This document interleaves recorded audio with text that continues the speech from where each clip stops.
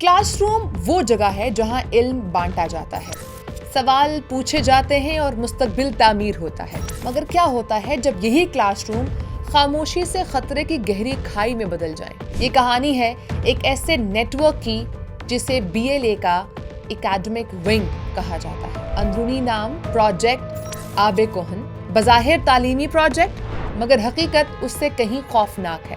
نوجوان ذہنوں کی ذہن سازی، خودکش حملہ آوروں کی بھرتی اور غیر ملکی خفیہ کوارڈینیشنز سب اسی کے دائرے میں آتے ہیں۔ نیٹ ورک کی اپنی اصطلاحات ہیں۔ کتاب گھر، جو دراصل دھماکہ خیز مواد کا سٹور روم ہے، اور research cell, online propaganda factory کا پوشیدہ کوڈ نام۔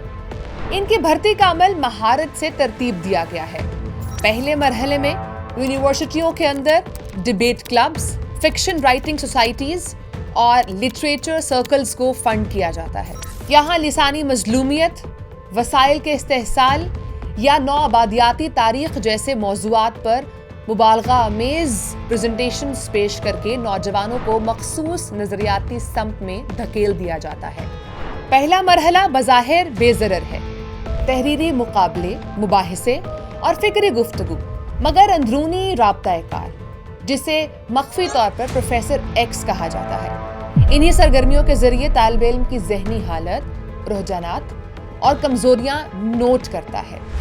دوسرا مرحلہ آف کیمپس ریٹریٹ ورکشاپس، دراصل تربیتی نشستیں ہوتی ہیں جو الگ تھلگ مقامات پر منعقد کی جاتی ہیں۔ یہ دورانیہ وہ لمحہ ہوتا ہے جب سفیان کرد سیل نوجوانوں کو نظریاتی طور پر عسکری بیانیے سے متعارف کرواتا ہے۔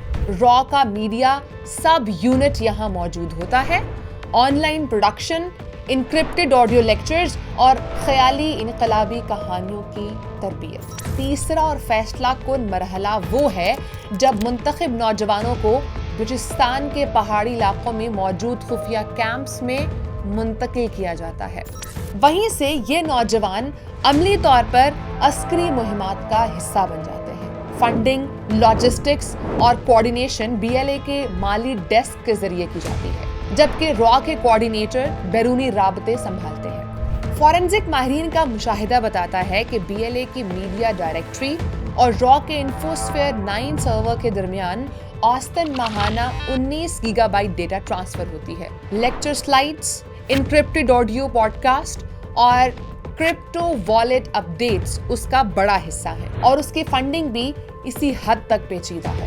تقریباً 65% کرپٹو فنڈنگ مونیرو پرائیویسی پولز کے ذریعے موصول ہوئی، جس کا مشتبہ سورس بھارت گلوبل ٹرسٹ بتایا گیا ہے۔ محفوظ لیبارٹریز، کتابیں اور لائبریری۔ جب ملک دشمن بیانیہ دانشورانہ کمین گاہیں بنا لیتی ہیں تو یہ سب خطرناک محاذ بن جاتے ہیں۔ یہ ادبی نیٹ ورک صرف نصابی مباحثے بدل نہیں رہا بلکہ ذہنوں کو بارود میں تبدیل کر رہا ہے، اور یہ سب کچھ BYC اور BSO کے پلیٹ فارم سے کیا جاتا ہے۔ قانونی کارروائیاں بھی ہوئیں۔ ڈاکٹر عثمان قاضی کی گرفتاری اور سفیان کرد کی ہلاکت اس بات کا ثبوت ہے کہ نیٹ ورک اب ہائبرڈ وار کے سافٹ مرحلے سے نکل کر سیدھے ملٹری فیز میں داخل ہو چکا ہے۔ لہٰذا ریاست کو محض رسمی قراردادیں، جوڈیشل کمیشن یا سینٹ کی تقاریر پر اکتفا نہیں کرنا چاہیے۔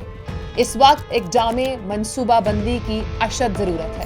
سائبر فورنزکس، آن لائن ٹریفک اور سرور مواصلات کی گہرائی سے چھان بین، فائنینشل مانیٹرنگ، کرپٹو فلو اور بیرونی فنڈنگ کے راستوں کا ٹریک اور روک تھام، campus security reforms, university level پر شفاف فنڈنگ، اساتذہ کی نگرانی اور طلباء کے تحفظ کے لیے سخت پالیسیاں، تعلیمی شعور و تحفظ، طلباء کو تنقیدی سوچ اور تسلیم شدہ تعلیمی روایات پر مبنی تربیت دینا تاکہ وہ پروپیگنڈا کے خلاف سچ کا محافظ بن سکے۔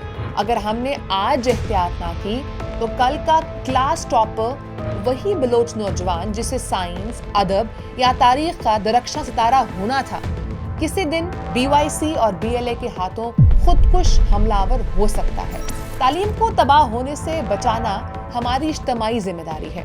اس کے لیے جامع قانون، تکنیکی صلاحیت اور سماجی بیداری تینوں درکار ہیں۔ معلومات کی روشنی میں ہم نہ صرف خطرے کو پہچان سکتے ہیں بلکہ اسے جڑ سے ختم بھی کر سکتے ہیں۔ یہ صرف ریاستی کام نہیں، ہر شہری، ہر استاد اور ہر طالب علم کا فرض ہے۔